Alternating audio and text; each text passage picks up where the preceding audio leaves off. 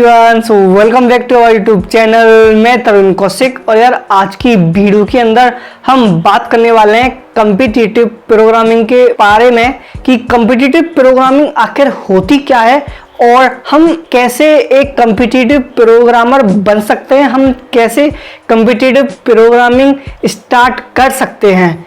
अगर आपको कोडिंग बिल्कुल भी नहीं आती है या फिर आपको बेसिक्स आते हैं, आपको जो बेसिक फंडामेंटल्स हैं वो अच्छे से आते हैं, अब आप कॉम्पिटिटिव प्रोग्रामिंग के अंदर जाना चाहते हो, तो इस वीडियो के अंदर मैं स्टेप बाय स्टेप ये बताऊंगा कि कैसे आप कॉम्पिटिटिव प्रोग्रामिंग के अंदर जा सकते हो और कैसे कॉम्पिटिटिव प्रोग्रामिंग आपके लिए हेल्पफुल रहने वाली है, चाहे वो आपके कॉलेज प्लेसमेंट्स हो या फिर आपके कोडिंग स्किल्स हो। तो पूरा हम कवर करने वाले हैं इस वीडियो के अंदर step by step. So video काफी ज्यादा इंटरेस्टिंग होने वाली है। So without wasting your time let's get started. तो हम कॉम्पिटिटिव प्रोग्रामिंग कैसे स्टार्ट कर सकते हैं, इसके बारे में डिस्कशन करने से पहले हम इसके बारे में बात कर लेते हैं कि आखिर कॉम्पिटिटिव प्रोग्रामिंग होती क्या है। आपने एज अ बिगिनर काफी बार ये शब्द सुना होगा, कॉम्पिटिटिव प्रोग्रामिंग एंड आप ये सोचते होंगे कि आखिर ये चीज है क्या, आखिर कॉम्पिटिटिव प्रोग्रामिंग होती क्या है, क्या ये प्रोग्रामिंग ही होती है या फिर कुछ और ही चल रहा है इसके अंदर। तो पहले इस चीज के बारे में बात कर लेते हैं। अगर आपको यही क्लियर नहीं होगा कि कॉम्पिटिटिव प्रोग्रामिंग होती क्या है तो फिर आप उसे स्टार्ट कैसे कर पाओगे। तो अगर मैं बताऊंगी कॉम्पिटिटिव प्रोग्रामिंग क्या होती है, तो ऐसे काफी सारे प्लेटफॉर्म्स हैं जो कि ऑनलाइन कोडिंग कॉम्पिटिशन्स ऑर्गेनाइज करवाती हैं एंड वहां पे जिस लेवल के कोडिंग क्वेश्चंस पूछे जाते हैं वो काफी ज्यादा एडवांस लेवल के क्वेश्चंस होते हैं और उन्हें सॉल्व करने के लिए आपको डाटा स्ट्रक्चर्स, आपको एल्गोरिथम्स और काफी सारी चीजों का यूज करके आपको उन्हें क्वेश्चन को सॉल्व करने के लिए काफी लॉजिक लगाना पड़ता है, तब जाके आप उन क्वेश्चंस को सॉल्व कर पाते हो। तो इस चीज को हम कहते हैं कॉम्पिटिटिव प्रोग्रामिंग, क्योंकि वहां पे जो क्वेश्चंस होते हैं वो काफी ज्यादा नेक्स्ट लेवल के होते हैं और अगर आप उन्हें सॉल्व कर पाते हो तो आप कहलाते हो एक कॉम्पिटिटिव प्रोग्रामर। तो ये होती है कॉम्पिटिटिव प्रोग्रामिंग। लेकिन इस लेवल तक पहुंचने के लिए, इतना अच्छा कोडर बनने के लिए आप कैसे स्टार्ट कर सकते हो, आप कैसे कॉम्पिटिटिव प्रोग्रामिंग स्टार्ट कर सकते हो और कैसे आप एक अच्छे कॉम्पिटिटिव प्रोग्रामर बन सकते हो, क्योंकि कॉम्पिटिटिव प्रोग्रामिंग के काफी सारे बेनिफिट्स हैं जिनके बारे में अभी हम बात कर लेते हैं। सबसे बड़ा बेनिफिट जो है वो आपके स्किल्स अपग्रेड होते हैं काफी ज्यादा। अगर आप कॉम्पिटिटिव प्रोग्रामिंग करते हो तो इससे आपके स्किल्स काफी ज्यादा अपग्रेड हो जाते हैं और प्रोग्रामिंग के अंदर जो आपका कॉन्फिडेंस होता है वो काफी ज्यादा हाई हो जाता है और इससे आपको काफी ज्यादा मोटिवेशन मिलती है। और अगर आप अपने रिज्यूमे में भी ये चीजें डालते हो कि मैंने इस प्लेटफॉर्म पे इतने सारे क्वेश्चंस, कोडिंग कॉम्पिटिशन्स पास किए हुए हैं, मैं इस लेवल पे हूं, तो उससे आपका रिज्यूमे काफी ज्यादा अपग्रेड हो जाता है, उससे आपके एक अच्छी जॉब पाने के काफी ज्यादा चांसेस बढ़ जाते हैं। तो इसी तरह से कॉम्पिटिटिव प्रोग्रामिंग के काफी सारे बेनिफिट्स हैं। लेकिन अब हम कॉम्पिटिटिव प्रोग्रामिंग स्टार्ट कैसे कर सकते हैं इसके बारे में जान लेते हैं।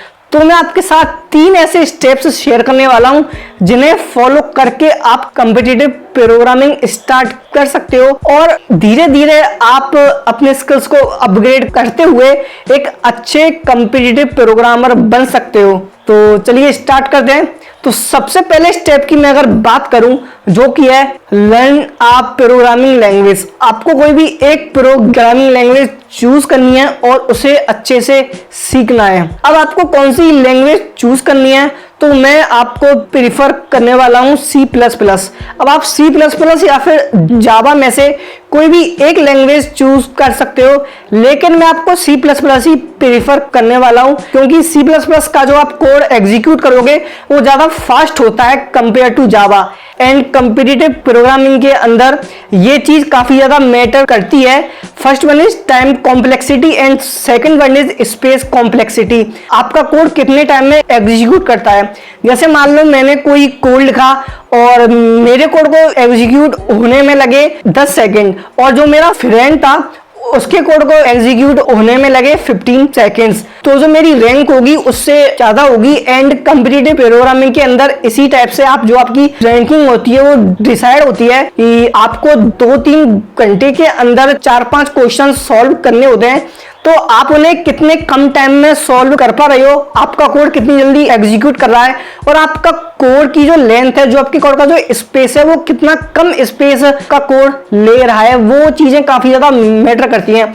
अब सपोज करिए मेरा कोड है 2 MB का और मेरे कोड ने स्पेस लिया 2 MB का, तो इसलिए आपको C++ ही चूज करनी है। आप अगर चाहो तो जावा के साथ भी जा सकते हो, बट एट स्टार्टिंग मैं आपको C++ ही प्रीफर करने वाला हूं। और काफी जो बिगनर्स होते हैं वो बात करते हैं पाइथन की, क्या हम पाइथन भी चूज कर सकते हैं? तो पाइथन आप चूज कर सकते हो, लेकिन पाइथन के साथ एक जो सबसे बड़ी प्रॉब्लम है वो ये है कि उसका कोड काफी स्लो एग्जीक्यूट होता है, तो वहां पे आपको काफी ज्यादा प्रॉब्लम फेस करनी पड़ सकती है। इसलिए C++ is the best option to start with. So आपको C++ लैंग्वेज चूज करनी है और उसके साथ आपको स्टार्ट करना है। स्टेप 2 की मैं अगर बात करूं वो है DS एंड एल्गो। अब आपको कंप्लीट DS एंड एल्गो सीखने की जरूरत नहीं है। काफी लोग बोलते हैं कि आपको अगर कॉम्पिटिटिव प्रोग्रामिंग के अंदर जाना है तो आपको DS एंड एल्गो कंप्लीट अच्छे से आना चाहिए, तो ये ऐसा कुछ भी नहीं है। आपको कंप्लीट DS एंड एल्गो सीखने की जरूरत नहीं है। कुछ ऐसे टॉपिक्स होते हैं DS एंड एल्गो के अंदर, that are more than enough. आप अगर उन्हीं टॉपिक्स को सीख लो तो इतना काफी है। एंड DS एंड एल्गो आपने जो भी टॉपिक सीखे हैं वो आपको अच्छे से आने चाहिए। और DS एंड एल्गो सीखने के बाद स्टेप 3 की अगर मैं बात करूं, अब आपने एक लैंग्वेज भी सीख ली, आपने DS एंड एल्गो भी अच्छे से सीख लिया, लेकिन अब हम कॉम्पिटिटिव प्रोग्रामिंग स्टार्ट कैसे करें? बिकॉज आप सिर्फ एक language and DS and algo सीख करके डायरेक्ट उन कोडिंग कॉम्पिटिशंस में नहीं बैठ सकते, क्योंकि वहां पे काफी एडवांस लेवल के क्वेश्चंस होते हैं। आपको बिल्कुल भी आइडिया नहीं होता है कि वो किस टाइप के क्वेश्चंस हैं, और तो जिसकी वजह से कहीं ना कहीं आप उन्हें सॉल्व नहीं कर पाते हो एट स्टार्टिंग, और वहां पे आपका जो कॉन्फिडेंस होता है वो गिर जाता है और आप डीमोटिवेट होके उसे छोड़ देते हो। तो ये चीज आपको बिल्कुल भी नहीं करनी है। इसलिए आपको कंपटीशन में पार्टिसिपेट करने से पहले आपको अच्छे से प्रैक्टिस करनी है कॉम्पिटिटिव कोडिंग क्वेश्चंस की। अब वो आप कैसे कर सकते हो वो हम स्टेप 3 के अंदर बात करने वाले हैं। तो ऐसे काफी सारे प्लेटफॉर्म्स हैं जहां पे जाके आप कोडिंग क्वेश्चंस की प्रैक्टिस कर सकते हो, जैसे कि हैकर रैंक, हैकर अर्थ, कोडचेफ, लीड कोड। तो ऐसे काफी सारे प्लेटफॉर्म्स हैं अच्छे अच्छे जहां पे जाके आप कॉम्पिटिटिव कोडिंग क्वेश्चंस की प्रैक्टिस कर सकते हो, और वहां से आप स्टेप बाय स्टेप सीखते सीखते आप कुछ मंथ्स के अंदर आप क्वेश्चंस को सॉल्व करने लग जाओगे। आपको ये आइडिया लगने लग जाएगा कि कोडिंग कंपटीशन के अंदर किस टाइप के क्वेश्चंस आते हैं और उन्हें हम तरीके से हम उन्हें सॉल्व कर सकते हैं और कैसे हम उनमें अपना लॉजिक लगा सकते हैं। तो उससे आपको काफी ज्यादा हेल्प होगी। अब ये काफी बड़ी कंफ्यूजन रहती है कि आप कौन से प्लेटफॉर्म के साथ स्टार्ट करें। तो काफी लोग, काफी जो बिगनर्स होते हैं वो एक ये मिस्टेक कर देते हैं कि वो 2-3 प्लेटफॉर्म्स को एक साथ ही ज्वाइन कर लेते हैं। जैसे आपने कोडचेफ भी ज्वाइन कर लिया, आपने हैकर अर्थ भी ज्वाइन कर लिया, तो आप दोनों प्लेटफॉर्म्स के क्वेश्चन साथ में सॉल्व कर रहे हो। तो ये चीज आपको नहीं करनी है। आपको पहले कोई भी एक प्लेटफॉर्म चूज करना है। अब आप लोग कोई भी चूज कर सकते हो जो आपको अच्छा समझ में आए, जिससे आप अच्छे से समझ पाओ सारी चीजें।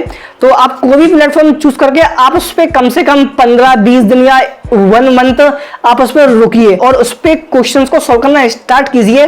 और आपको डायरेक्ट हाई लेवल के क्वेश्चंस सॉल्व नहीं करने हैं, आपको पहले इजी लेवल से स्टार्ट करना है, फिर धीरे धीरे आपको एडवांस लेवल के क्वेश्चंस पे जाना है, जिससे आप इन्हें काफी अच्छे से समझ पाओगे और आपका कॉन्फिडेंस भी बना रहेगा। आप मोटिवेट भी रहोगे कि मैं क्वेश्चन सॉल्व कर पा रहा हूं, और तो इससे आप धीरे धीरे आगे बढ़ते रहोगे उसके बाद फिर आप अदर प्लेटफॉर्म्स की तरफ भी जा सकते हो। और जब आप काफी सारे क्वेश्चंस सॉल्व कर लोगे तो आप रेडी हो जाओगे कॉम्पिटिटिव प्रोग्रामिंग कॉन्टेस्ट में पार्टिसिपेट करने के लिए। तो ऐसे ही काफी सारे प्लेटफॉर्म्स हैं जो कि आपको ऑनलाइन मिल जाएंगे, वहां पे जाके आप ऑनलाइन कोडिंग कॉन्टेस्ट के लिए अप्लाई कर सकते हो और वहां पे फिर आप कोडिंग क्वेश्चंस को सोल्व करके आप अगर उसमें अच्छी रैंक लेके आते हो तो इसको आपके काफी सारे बेनिफिट्स मिलते हैं और जिसके बारे में मैं ऑलरेडी बता चुका हूं। तो इस तरीके से आप इस पाथ को फॉलो करके, इन स्टेप्स को फॉलो करके कॉम्पिटिटिव प्रोग्रामिंग स्टार्ट कर सकते हो और एक अच्छे कॉम्पिटिटिव प्रोग्रामर बन सकते हो। So that's all for today guys. I hope आप सारी चीजें काफी अच्छे से समझ में आ गई होंगी कि आप कॉम्पिटिटिव प्रोग्रामिंग कैसे स्टार्ट कर सकते हो। So I hope you guys like this video, so make sure to hit the like button and subscribe to our YouTube channel for more amazing content. See you guys in the next video. Till then, keep learning and keep growing. Thank you.